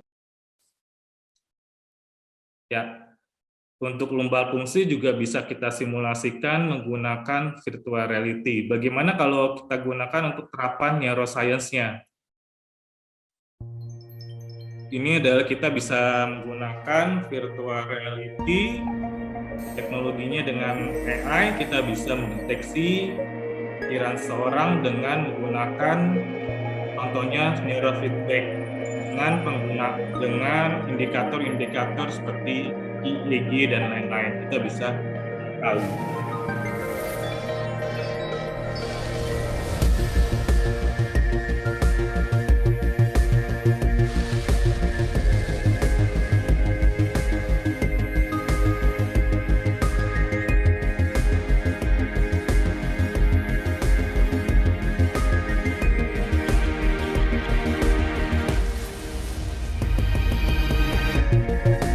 Ya, ini adalah satu proyek kita, Penco VR. Saya bertiga dokter-dokter yang tertarik mengembangkan VR medis. Saya di Cirebon, Dr. Nanang di Solo, dan Dr. Penggali di Semarang. Kita membuat suatu namanya Penco VR, Pencover for COVID-19, vaksinasi dengan menggunakan VR. Mungkin Bapak Ibu pernah melihat orang yang takut jarum suntik atau trypanofobia pada saat divaksinasi. Jadi butuh waktu banyak untuk vaksinator untuk melakukan vaksinasi pada orang-orang ini. Dan dengan menggunakan virtual reality, Penco VR, yang sudah kita buat dan kita uji cobakan di rumah sakit di Cirebon, terutama rumah sakit saya, bisa lebih mudah. Jadi dengan menggunakan VR box biasa saja, dengan konten yang kita lihat, pasti user ataupun yang orang yang mau divaksinasi bisa lebih mudah, walaupun dia mempunyai fobia jarum suntik. Kegunaannya adalah mengurangi ketakutan pada jarum suntik, trypanofobia, dan sebagai pain distraksi. Surat tadi sudah kita daftarkan di Menkumham juga sebagai surat pencipta catatan ciptaan kami bertiga. Untuk VR, kemungkinan besar kita akan berhadapan dengan riset VR clinical trials. Yang ini yang merupakan PR buat kita semua. Jadi penggunaan penelitian VR kalau di bidang simulasi mungkin tidak begitu sulit, tapi begitu kita berhadapan dengan terapi pasien, ada step-step yang perlu kita lakukan. Di sini sudah direkomendasikan metodologi virtual reality clinical trials, terutama untuk di bidang kesehatan. Sudah harus melalui VR1, VR2, dan VR3, di mana VR1 ini fokusnya pada konten saja. Setelah itu sudah baik, baru kita beranjak ke uji klinis fase kedua VR2, yaitu di mana VR-nya tadi kita dicobakan ke pasien, kita lihat acceptability-nya, tolerabilitasnya, dan clinical efficacy-nya. Apabila sudah melewati step tersebut, kita masuk ke step ketiga, yaitu bagaimana intervensi VR ini jika dibandingkan dengan intervensi lain. Jadi kesimpulannya, teknologi VR dapat digunakan pada klinis, terutama di bidang neurologi, dibutuhkan kolaborasi untuk mengembangkan VR neurologi, dan penggunaan VR di bidang neurologi membuka peluang untuk menghasilkan berbagai terapi baru. Terima kasih. Sekian dari saya. Mohon maaf jika ada kekurangan. Saya kembalikan ke moderator. Ya, wah, luar biasa juga nih. Ternyata saya juga baru tahu ternyata banyak juga ya opportunity dan juga potensi ya untuk pengembangan VR, apalagi di dunia neurologis ya. Tadi yang bahkan tadi itu sudah ini ya, itu mungkin satu use case yang sangat ini ya, Dokter Hendri ya. Orang takut jarum ya. Ya. Itu apalagi tadi kan vaksinasi nih sekarang nih. Nanti kan mungkin Iya. anak-anak juga ya. Nah, Betul, itu juga betul. potensi sebenarnya pengembangannya. Betul. Saya ini jadi ini ya, malah kepikiran kayaknya mungkin terutama bagi yang Muslim ya, yang biasanya kalau anak-anak kan paling takut disunat tuh, Dok. Ya. Itu juga sudah ada kalau nggak salah ya. Sudah ada Sebenarnya ya. sudah banyak yang dibuat ya konten-kontennya, cuman kita butuh validasi. Nah, itu yang mungkin PR buat kita semua nih, memvalidasinya. Oke, siap-siap ya. Ya, makasih Dokter Hendri atas pemaparannya. Sekarang kita langsung masuk di sesi Q&A ya, untuk kita bisa berdiskusi. Nah, bagi bapak-bapak, ibu-ibu, rekan-rekan semua yang ingin bertanya, bisa langsung di chat di kolom ini, kolom chat ya. Jadi nanti akan segera ditanyakan. Kalaupun misalkan ada yang ingin open cam atau open voice juga dipersilakan, jadi kita bisa langsung berdiskusi langsung gitu. Coba sebelumnya ini saya ingin ini dulu nih, bertanya dulu ke masing-masing pembicara. Mungkin karena di sini juga ada Pak Markus ya tadi dan juga Dr. Hendrik. Kita coba bandingkan dulu deh. Sebenarnya kira-kira kalau menurut Pak Hendri, Pak Markus nih, sebenarnya gap-nya antara implementasi teknologi VR di luar negeri sama di Indonesia ini itu seberapa jauh sih gitu kira-kira gitu. Apakah jauh banget atau seperti apa gitu, dan kira-kira apa yang berpengaruh terhadap gap tersebut? Mungkin monggo siap yang dari Pak Markus dulu, mungkin dari yang dari diaspora dulu nih ke Indonesia. Ya, jadi mungkin ya saya kurang kurang paham situasi yang sebenarnya, tapi dugaan saya mungkin yang pertama akses ke teknologi. Itu misalnya saya sekarang butuh butuh VR headset gitu ya, saya dalam 5 menit tinggal ke Amazon, klik besok barangnya datang gitu kan, saya bisa langsung. Terus misalnya saya butuh haptic glove gitu kan, saya tinggal cari website, saya kontak, atau bahkan kalau mereka udah rilis, tinggal saya beli, swipe kartu kredit di website mereka, 2-3 hari barangnya datang gitu kan. Itu juga saya rasa akses ke teknologi di sini memang jauh lebih gampang sih terus terang, karena kan kedekat banyak startup ya yang memang di Amerika, di California atau di itu, jadi akses ke teknologi. Kalau dari saya pribadi, akses ke expert, jadi karena di UF ini kan seperti yang tadi saya bilang, research university yang kategori R1, kita punya center-center neurologi yang cukup yang mapan lah. Jadi kalau saya misalnya ingin riset dengan topik ini gitu ya, saya selalu bisa cari kolaborator internal, nggak usah keluar kampus, tinggal email aja langsung ketemu. Jadi akses ke teknologi, akses ke expert, karena kan saya kan basicnya VR kan. Jadi kalau saya harus punya kolaborator yang kuat juga di bidang yang saya mau coba itu. Jadi saya rasa 2 itu sih yang kalau yang lain sih software sama ya kan, sama-sama pakai Unity, software 3D juga sama, mau belajar 3D modeling, 3D animasi juga tinggal buka YouTube. Soalnya akses belajar, akses software, akses development tool sih sama aja, cuman akses teknologi sama kolaborator aja yang mungkin agak beda, tapi saya nggak tahu. Pak Henry mungkin bisa mengisi. Saya sebenarnya setuju dengan Pak Markus. Mungkin saya ingin menambahkan saja ya. Di Indonesia masih berpikiran mindset-nya jalan sendiri-sendiri. Jadi engineering dengan dokter itu belum dibangun suatu jembatan, suatu bridging. Oleh karena itu dibutuhkan sebenarnya bridging, kita sama-sama kolaboratif, kita lakukan penelitian sehingga bisa sama-sama menghasilkan suatu produk yang baik. Kemudian di sini sudah ada Dr. Adre juga. Nah, itu merupakan bagi Perdosi mungkin merupakan perhimpunan pertama yang melakukan suatu kolaboratif.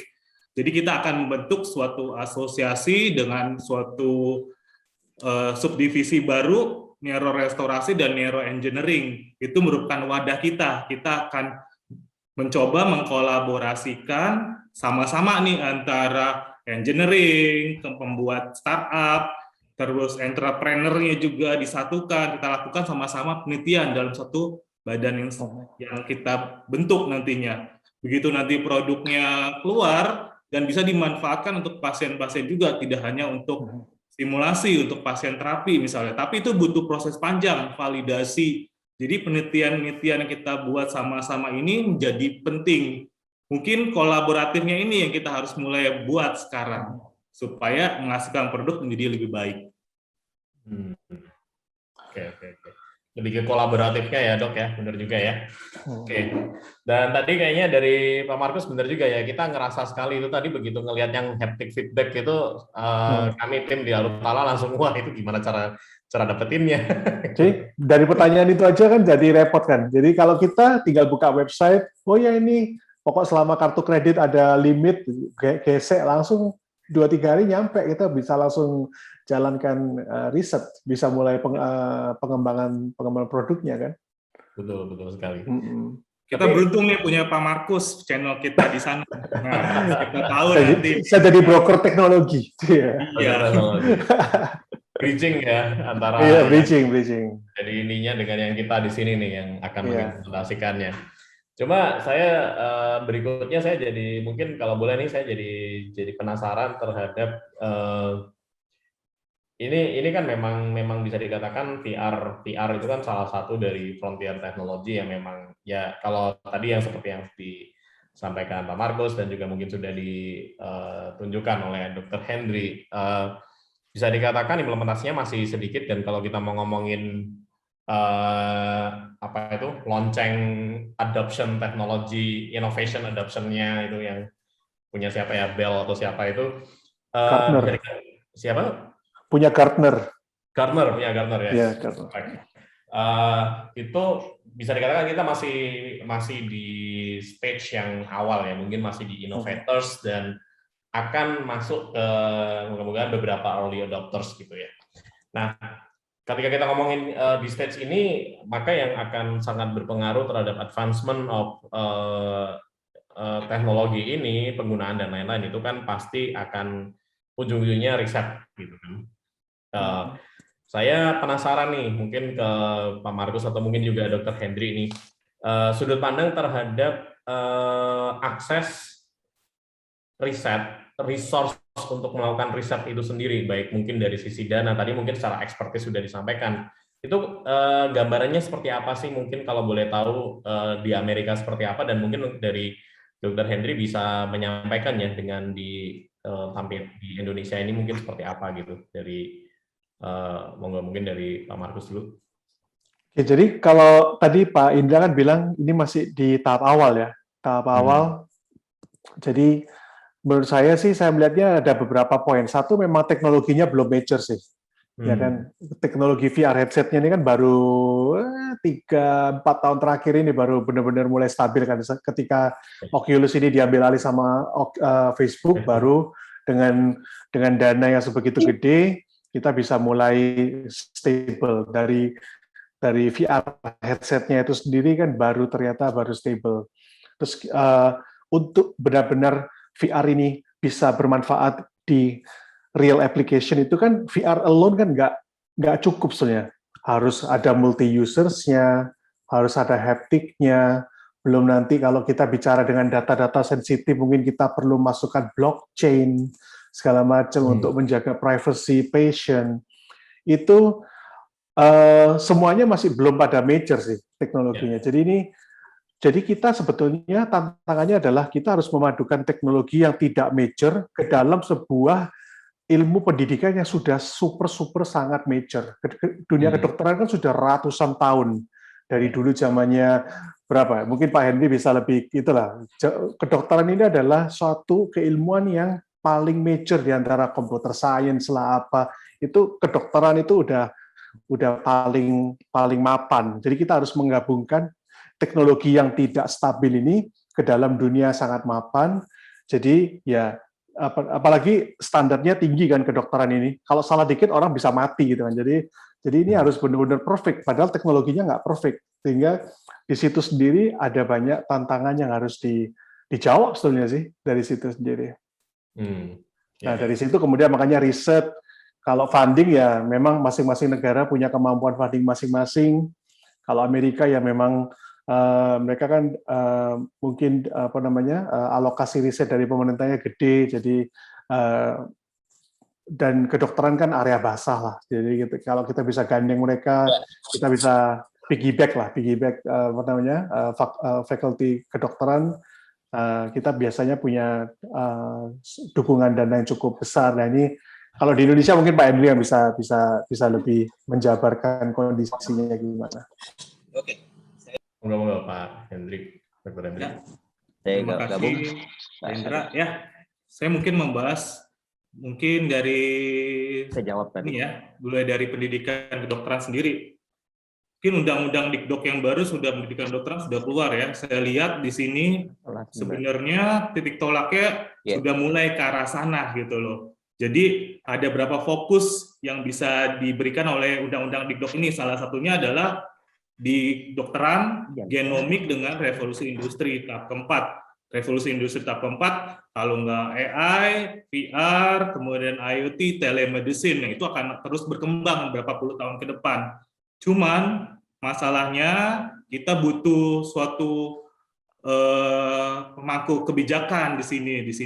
Misalnya ada satu perhimpunan yang approve, kita lakukan satu badan tertentu, misalnya kita lakukan penelitian bareng-bareng. Di situ di satu perhimpunan sudah banyak sebenarnya expertise-nya. Kalau di neuro aja di saraf ada bagian fungsi luhur, epilepsi, nyeri dan lain-lain. Dan mereka punya penelitian. Nah, kalau kita bisa majorkan jadi satu penelitian ini dengan expertise mereka, itu akan lebih baik.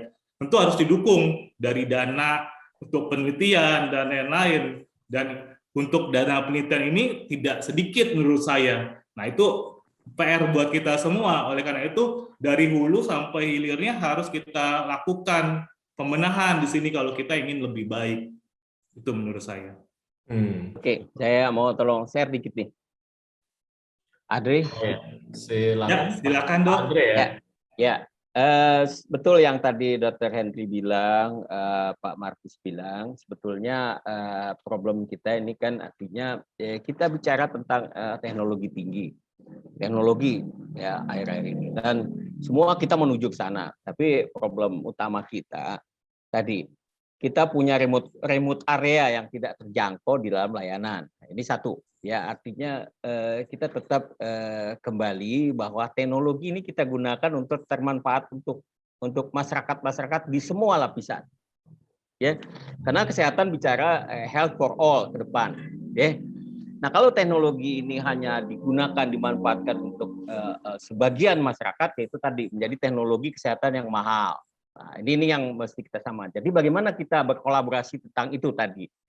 Saya setuju tadi, risetnya itu bukan riset akademik, tapi riset berbasis pasar.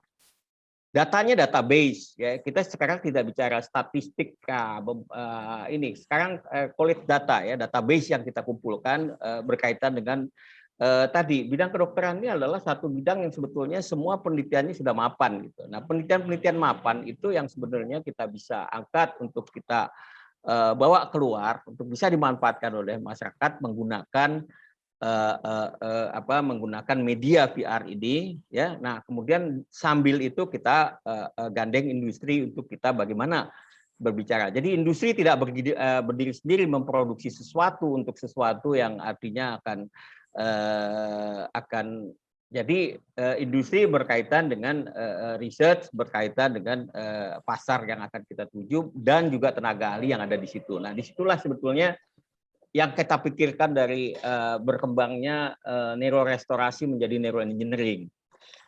Kita tahu bahwa khususnya di neurologi angka kecacatan dan angka kematiannya tinggi. Nah, jadi kami punya tanggung jawab untuk itu, dan kami juga punya tanggung jawab untuk mengembangkan masyarakat yang sehat untuk artinya bisa mengembangkan potensi otaknya lebih baik. Nah, di situ artinya. Nah, ini jadi bisa dimanfaatkan untuk pendidikan. Jadi pendidikan yang berkaitan dengan pengembangan potensi otak. Nah, jelas yang tidak bisa kita tinggalkan kompetensi.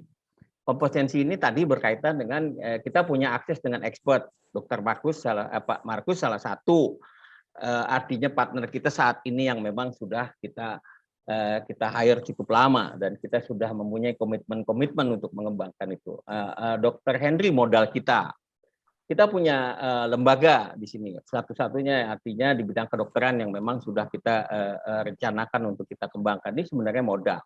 Kemudian Pak Indra sebagai salah satu pengembang virtual reality, yaitu dari pihak pengembang atau industri untuk ini. Nah, itulah caranya kita berkolaborasi ke depan.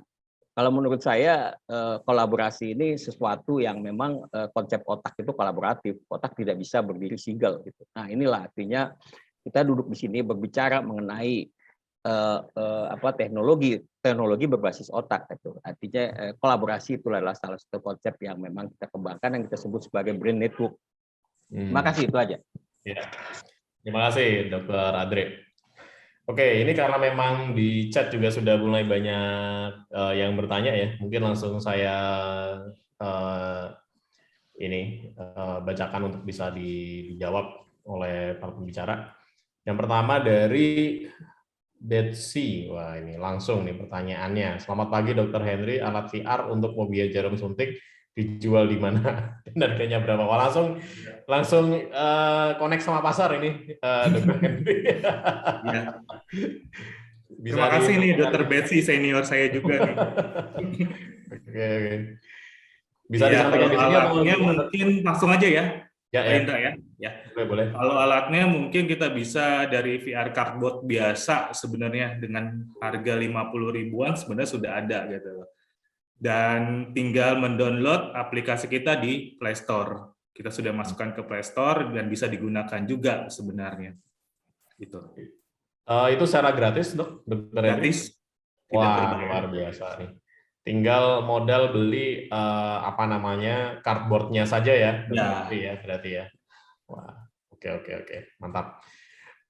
Pertanyaan kedua dari Pak Arif Wahyudi Jatmiko ya. Arif bertanya kepada Dr. Henry, untuk penyusunan konten VR, apakah sudah ada artikel tentang panduan minimal saat kita menyusun sebuah konten VR dan tool kelayakan dari konten tersebut untuk keberterimaan oleh user? Oh, ini mungkin lebih ke standar ini ya, usability testing kali ya. Barangkali kalau kami di teknologi itu. Tapi monggo Dr. Henry, apakah ini sudah ada ya? Ya, sudah ada. Mungkin nanti Pak Arif bisa menghubungi saya atau nanti saya share ada PDF-nya khusus riset untuk VR di bidang kesehatan. Mungkin ada step-stepnya tertentu yang harus kita baca dan kita patuhi supaya bisa bermanfaat buat pasien dan tidak menimbulkan efek samping buat pasien. Oke. Next dari Bu Yeti Ramli, ini ke Pak Markus dan Dr. Henry, bagaimana membuat program VR untuk gangguan kognitif? Ya, kira-kira gimana tuh, Dr. Henry mungkin? Ya, terima kasih Dr. Yeti atas pertanyaannya. Mungkin VR kognitif ini juga merupakan salah satu VR yang mungkin kita akan buat, Dok. Nah, nanti kita sama-sama duduk nih, Dok. Dari Dr. Adre, Dr. Yeti, di neurorestorasi dan neuroengineering misalnya. Dan kita undang juga neurobehavior misalnya, step-step apa aja yang dibutuhkan di sana, apakah untuk atensinya, memorinya, dan kita akan buatkan storyboard-nya dulu. Apa aja yang harus dilakukan dari pasien tersebut, dan setelah kita sudah fix, baru kita mintakan ke desainernya atau engineering-nya, dan mudah-mudahan kita bisa duduk sama-sama dok, satu POCD dengan yang tadi untuk kognitif, VR kognitif. Oke.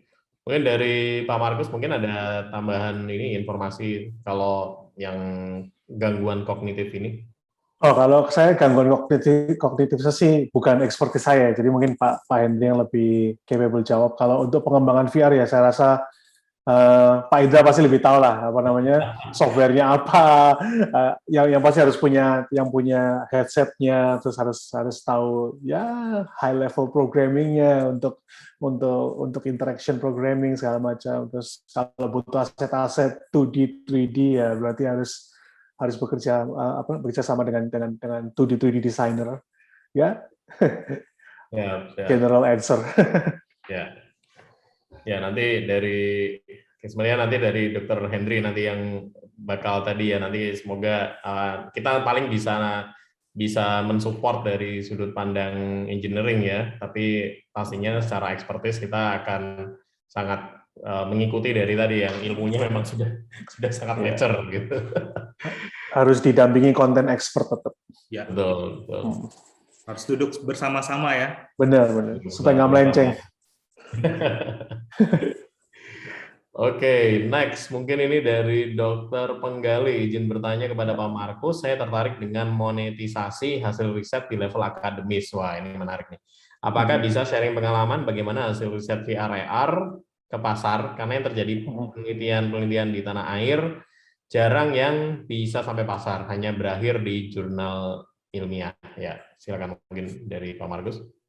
Oke, yang sejauh yang saya tahu adalah yang pertama kita harus tahu dulu cara proteksi IP dari dari proyek riset kita.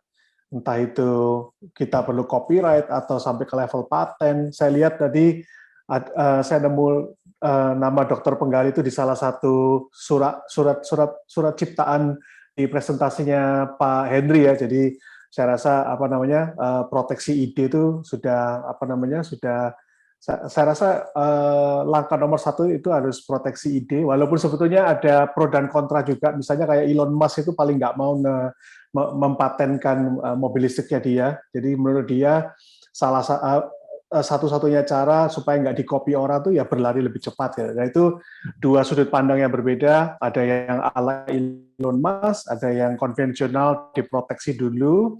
Baru setelah itu kita mikirkan metode mengkomersialisasikannya. Yang pertama tentu cara yang paling let's say konvensional ya buka startup sendiri. It means Dokter Penggali mungkin sebagai CEO, terus meng-hire programmer yang hebat sebagai CTO, terus raise funding dari seed funding round A, round B untuk untuk mulai hire bentuk tim marketing segala macam.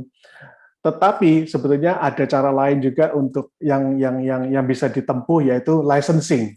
Jadi Bapak kan sudah memproteksi IP Anda tinggal melicenskan ke industri yang sudah punya platform, misalnya ke Arutala gitu kan. Saya punya ini sudah terproteksi, mau nggak license, dari situ Anda kasih semua source code-nya ke Arutala atau ke company lain.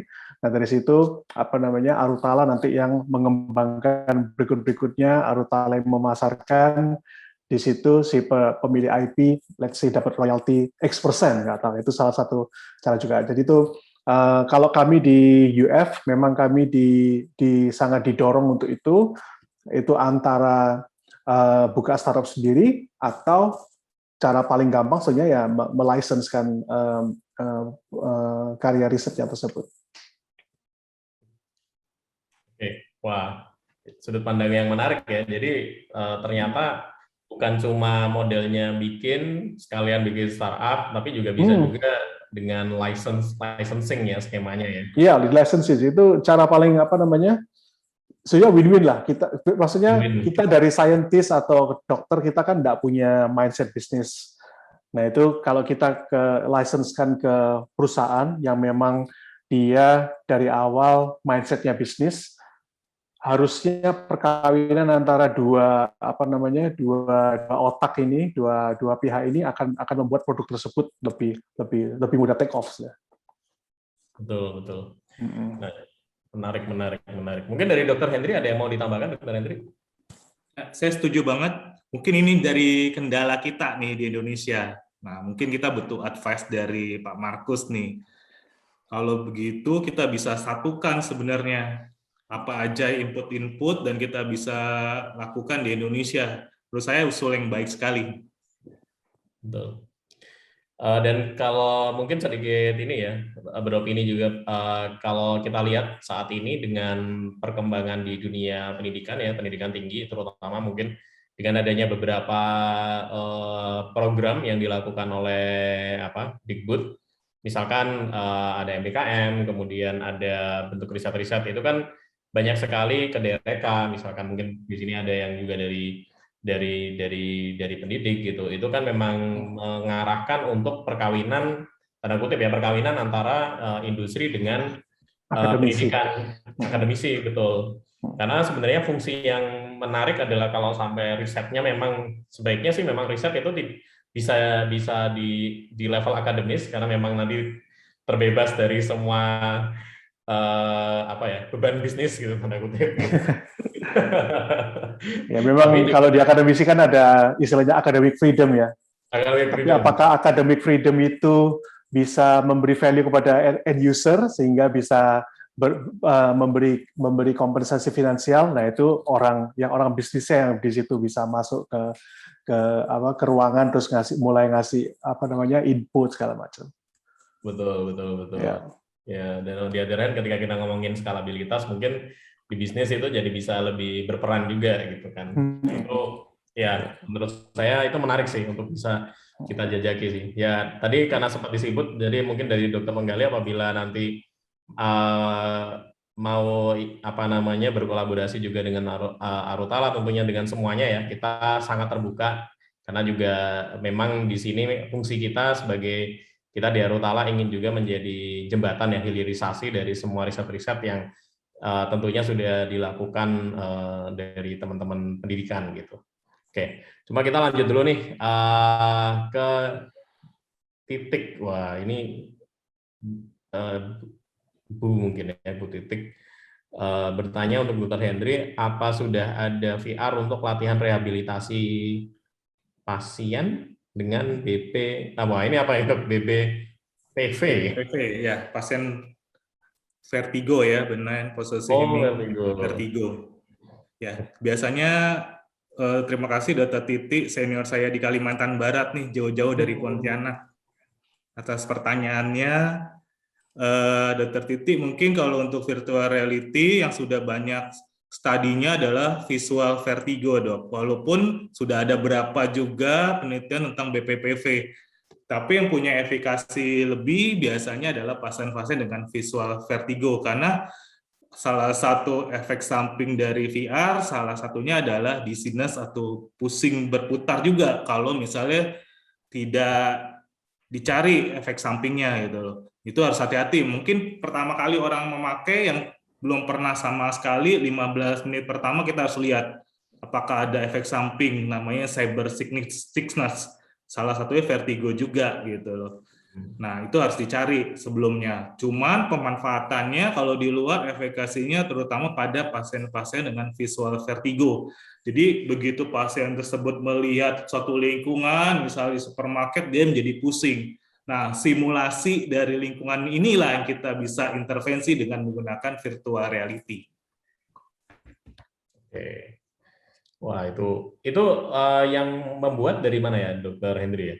Banyak penelitiannya. Kalau di luar kita googling penelitian di bidang neurologi udah banyak sekali. Saya ngumpulin mungkin ada satu folder lebih tuh untuk di ini virtual reality neurologi aja. Semua bidang virtual reality neurologi banyak sekali penelitiannya. Dari kognitif, nyeri, terus visual vertigo, stroke, dan lain-lain. Wah, mantap.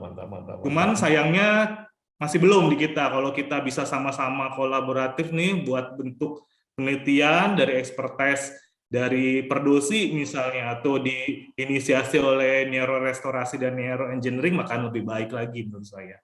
Itu cita-cita kita sih ke sana. Luar biasa. Ya, semoga ini kita jadi satu langkah kecil ya untuk memulai perjalanan panjang ini, mengembangkan teknologi sambil mengobati orang ya dengan cara yang lebih mudah dan lebih efektif dan lebih affordable nanti harapannya. Oke, ini secara waktu saya mungkin ngasih disclaimer dulu ke Bapak Ibu-Ibu. Kita nggak tinggal sedikit lagi nih, jadi mungkin ini beberapa pertanyaan terakhir yang bisa dijawab oleh pembicara. Ini ada 2, mungkin ini 2 terakhir kita coba bacakan. Yang pertama, izin bertanya ke Dr. Hendry, apakah VR untuk terapi pada anak ADHD sudah ada dalam bahasa Indonesia? Oke, dan apakah memungkinkan untuk multidisiplin, misalnya psikolog atau perawat dalam penerapannya? Terima kasih. Ya, Dr. Hendry. Ya, terima kasih Mbak Ayu atas pertanyaannya. Mungkin untuk VR terapi ADHD belum ada ya dalam versi Indonesia, setahu saya ya. Mungkin ini bisa kita buat sama-sama, kita validasi, dan itu butuh expertise dari berbagai pihak, misalnya dari dokter saraf, dokter anak, misalnya dari psikolog juga. Kalau bisa kolaboratif, mungkin hasilnya akan lebih baik. Mungkin kalau di luar sudah ada, tapi bahasanya kan menjadi masalah kendala bahasa. Kalau kita buat sendiri bahasa Indonesia bakal lebih baik lagi menurut saya.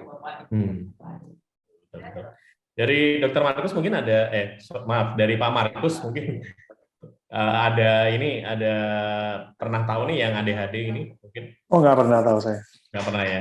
Nggak pernah. Cuma untuk kolaboratifnya ini sepertinya cukup visible ya, apalagi kita mungkin udah tadi Dr. Markus, Pak Markus sudah sempat menunjukkan bahwasanya sudah ada yang multi user tadi ya. Multi users. Ya. Oke. Ya, ini ada 2 lagi nih. Wah, ada Pak Fendi juga nih. Yang pertama mungkin dari Catur Setia dari FK UGJ. Di masa pandemi COVID ini banyak kegiatan praktikum bagi mahasiswa Fakultas Kedokteran yang sulit dilakukan, seperti praktikum anatomi. Misalnya dengan kemajuan zaman di mana VR sudah sangat maju, mungkin dapat membantu kami dari FK. Ini lebih ke pertanyaan. Apa pernyataan? Ini ada pertanyaan langsung dari Pak Dekan nih. Pak Dekan. Dari Pak Dekan ya.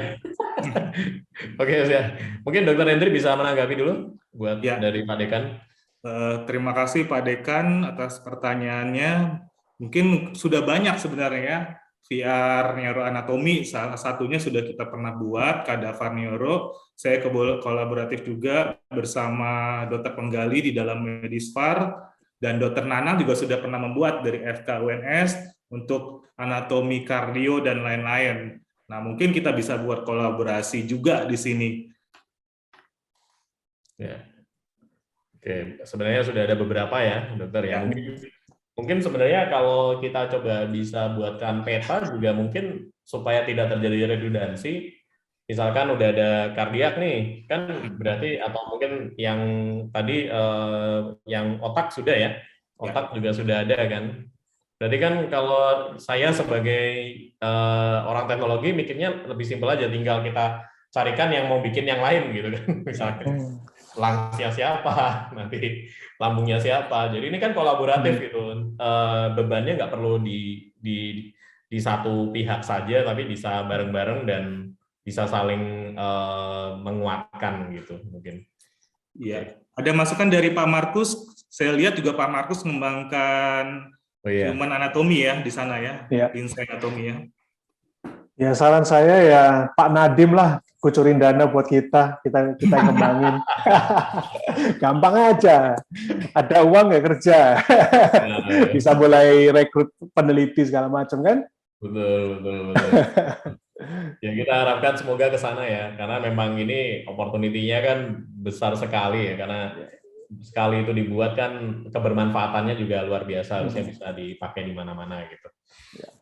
Oke, next. Nah ini rekan kami nih, dosen dari UNS nih Pak Fendi Aji Purnomo, izin bertanya, sejauh manakah produk VR atau AR dapat diterima di dunia medis? Apakah harus melalui riset dan pengujian berulang kali, atau ada lembaga tersendiri di bidang kedokteran? Terima kasih. Oke, mungkin Dokter Hendri dulu nih bisa menginikan nih.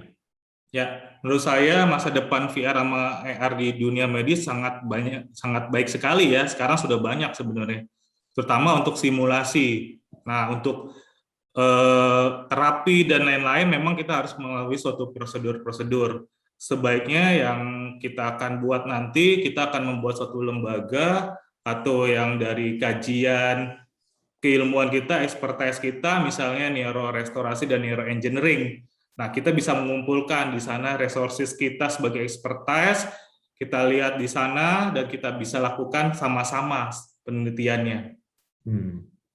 Ya. Kalau lembaganya sendiri tadi ya, mungkin kalau yang spesifik, apakah sudah ada ya Dokter Henry ya, yang emang ke sana? Sedang kita buat, Pak. Mudah-mudahan sebentar lagi. Nanti ada Dokter Adre nih. Ya. Ketua ininya. Ya. Saya nambahin sedikit tadi awal tadi Pak Dokter Penggali tanya, riset kita kan selama ini hanya berbasis riset akademik. Ya, justru itu jadi pertanyaan kita ya.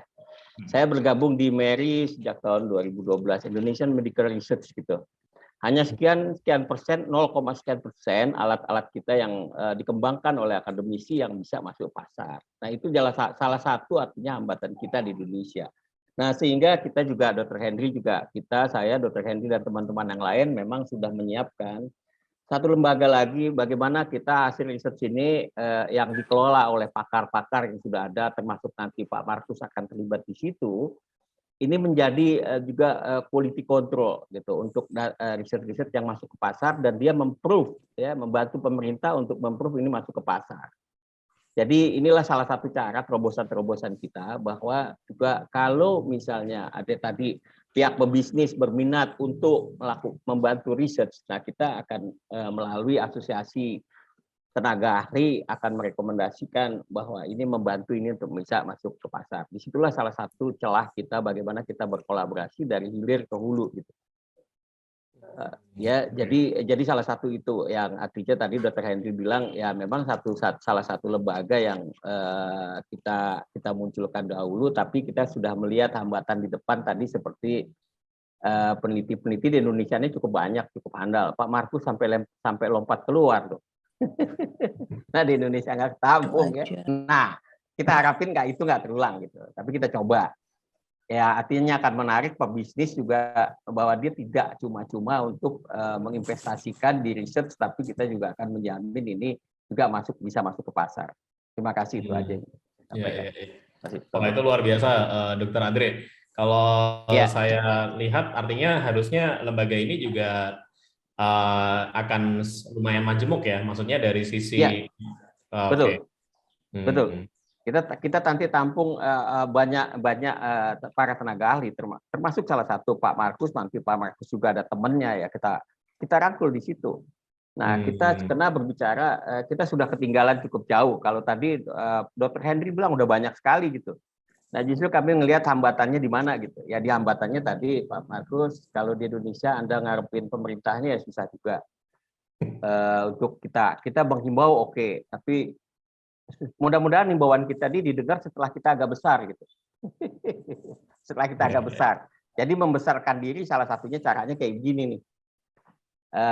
Kita mulai dari yang kecil, tapi kita konstruksikan dalam satu model-model yang memang bisa terjamin secara mutu, terjamin secara kompetensi, ada tenaga ahli, ada expert. Nah itu yang kita kembangkan Pak Indra. Mudah-mudahan Pak Indra juga menjadi partner kita yang artinya bisa membuat kita melompat ke depan lebih cepat. Terima kasih. Siap Pak Adre, siap mensupport. Oke, ini mungkin jawaban yang paling ditunggu ya, karena memang mungkin dari kami sendiri dari sisi industri yang memang fokus mengembangkan juga teknologi ini, memang pada akhirnya juga harus mendapatkan official ini ya, acceptance Ya. Ya, garansi. Ya. Minimal, oh ini sudah sesuai standar. Minimal ini sudah sesuai dengan best practice yang memang sudah terjadi di dunia kedokteran itu sendiri. Iya, betul. Oke. Wah, ini luar biasa informasi luar biasa nih di siang hari ini. Oke. Makasih Dokter Adre dan sama-sama Pak Markus, terima kasih. Sama-sama, terima kasih. Terima kasih ya. Oke. Saya boleh mengomentari ini nggak yang apa namanya yang punya Pak Fendi ini? Oh, boleh, silakan. Oke. Pak Markus, silakan Pak Markus. Jadi sejauh ini berdasarkan pengalaman saya. Jadi penerimaan AR/VR di dunia medis itu, tadi kan saya sempat bilang bahwa kita ini berusaha mengawinkan teknologi yang belum stabil ke dalam keilmuan yang sudah super stabil gitu kan, udah ratusan tahun itu. Jadi ketika pertama kali saya nyoba memperkenalkan let's say VR anatomi dulu waktu di Kanada, ada resistensi, terutama dari profesor yang senior. Karena mereka bilang, oh PDF saya 400 tahun umurnya, nggak butuh saya ini, device-device yang baru-baru nggak perlu kita. Jadi waktu itu, tapi lucunya profesor-profesor yang muda-muda, mereka senang karena kan seumuran milenial gitu kan. Jadi mereka biasa gaming, biasa main Xbox, PlayStation. Mereka pengen mencoba VR headset ini kalau dikawinkan dengan pelajaran anatomi segala macam. Terus pintu masuk kita waktu itu ternyata ketika kita melakukan demo ke student group, ke student union, ke HIMA dari Fakultas Kedokteran. Nah, anak-anak muda kan, jadi mereka suka segala macam, dari situ hype-nya mulai kebentuk. Terus kemudian itu kalau dari sisi di sekolah ya. Kalau aplikasi medis yang di industri, yang di hospital segala macam, itu menurut pengamatan saya juga tergantung di sisi mananya. Sejauh yang saya amati, yang paling susah itu kalau mau mengaplikasikan VR di ruangan operasi, surgery room. Itu karena standarnya kan sangat tinggi, sehingga kalau di Amerika sebelum VR software ini bisa masuk ke surgery room, itu harus dapat approval dari FDA, dapat approval dari Department of Health, terus harus sudah dites ini tuh, harus mungkin udah publish paper di beberapa jurnal yang tier 1 sebelum dia dapat izin untuk pengaplikasian AR/VR di di ruangan operasi. Kalau sekedar di misalnya untuk terapi suster atau yang tadi pain reliever segala macam mungkin nggak seketat itu. Jadi tergantung lagi di sisi mana mau diaplikasikan. Dari situ bisa dilihat seberapa ketat teknologi itu supaya bisa diterima di poin tersebut. I see. Itu berarti kalau sudah sampai ke sana, regulasinya juga sudah mendukung ya berarti ya Pak Markus ya?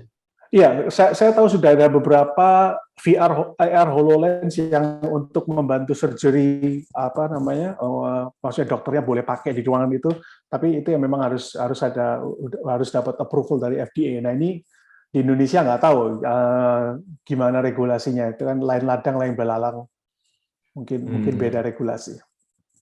Iya. Oke. Wah, ini topik yang seru lagi nih kalau kita ngulik ya. Cuma sayang sekali. Waktunya habis. Dan kasihan juga nanti Pak Markus kalau begadang sampai sekarang jam berapa Pak Markus by the way? Jam 12.48. Sudah hampir jam 1 malam nih ya. Iya. Jadi ingat zaman nonton bola di Indonesia dulu. Ya. Mungkin di next kesempatan akan kita bahas ya terkait sama boleh. Hal-hal seperti ini, regulasi, kemudian hilirisasi, bagaimana nge-scale riset yang sudah dilakukan supaya juga bisa digunakan secara masif dan jatuhnya tadi lebih affordable. Dan juga kolaborasi antara tentunya industri, akademisi, dan juga praktisi ya, yang dalam hal ini yang mungkin kayaknya ini menjadi satu bagian yang sangat berkaitan erat gitu, yang harusnya ini tidak terpisah dan tidak jalan sendiri-sendiri gitu. Ya, Bapak-bapak, Ibu-ibu, seru sekali diskusi kali ini. Kalau tidak mengingat bahwasanya ini sudah jam 1 malam ya di Florida. dan kita sudah berdiskusi cukup lama, hampir 2 jam. Jadi sayangnya kita sudah sampai pada penghujung acara.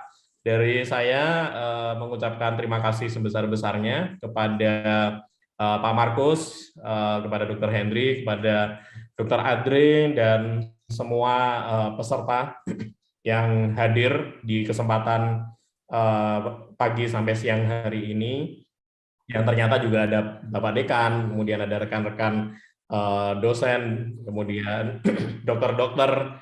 Kami dari Arutala mohon maaf atas semua kekurangan yang terjadi di acara pada siang hari ini, dan mungkin sedikit info, kami di Arutala juga menjadi partner dari Oculus ya. Oculus kita independent software vendor di Indonesia, yang mana nanti apabila nanti dari rekan-rekan di sini ada yang ingin melakukan riset bersama dengan kita, terutama terkait dengan VR ataupun AR, kami membuka kesempatan selebar-lebarnya, seluas-luasnya untuk kita bisa ngulik bareng-bareng gitu. Karena ini yang asik gitu, karena nggak ada role model, teknologinya tadi masih belum mature, artinya masih banyak opportunity untuk bisa kita eksplor bareng-bareng. Nah, itu adalah sesuatu yang sangat-sangat kita sukai gitu. Dan tentunya di penghujung acara ini kami sangat berharap apa yang sudah kita diskusikan pada pagi sampai siang hari ini bisa memberikan manfaat bagi semuanya. Mungkin itu dari saya, cuma kayaknya akan lebih afdol nih kalau kita mendengarkan mungkin closing statement ya dari Pak Markus dan juga Dr. Hendri selaku pembicara pada kesempatan di siang hari ini. Mungkin 1-2 patah penutup dari Pak Markus dan Dr. Hendri. Saya persilakan Pak Markus dulu mungkin. Ya, saya cuma mau mengucapkan terima kasih banyak udah diberi kesempatan untuk berbincang-bincang dalam forum ini. Semoga ke depan riset AR/VR di Indonesia semakin maju, terus hubungan antara akademik dengan industri dan praktisi juga semakin harmonis. Terima kasih. Amin. Terima kasih. Ya. Dr. Hendri, mungkin ya, terima kasih juga kepada Arutala yang sudah menginisiasi webinar kali ini. Menurut saya ini merupakan pintu gerbang kita untuk lebih maju lagi mengembangkan VR medis. Pertama, kita lihat begitu banyak tantangan dan peluang sebenarnya buat kita juga. Oke, siap. Oke, dengan 2 closing statement tersebut berarti kita sudah di akhir acara. Sekali lagi terima kasih bagi Bapak Ibu-Ibu yang sudah meluangkan waktu. Mungkin supaya afdol di akhir kita tutup dengan foto bersama dulu ya, barangkali sebelum pada ini. Mungkin bisa open cam Bapak-Bapak Ibu-Ibu sekalian semuanya. Nanti akan kita screenshot dari tim Arutala. Wah, ini oke, wah ini semuanya. Oh, oke. Iya. Wah, ada Mbak Utisari juga nih. Oke. Ya, kita akan mulai untuk kita foto. Ada 3 slide. Saya akan mulai dari yang pertama. Oke, cheers. Iya.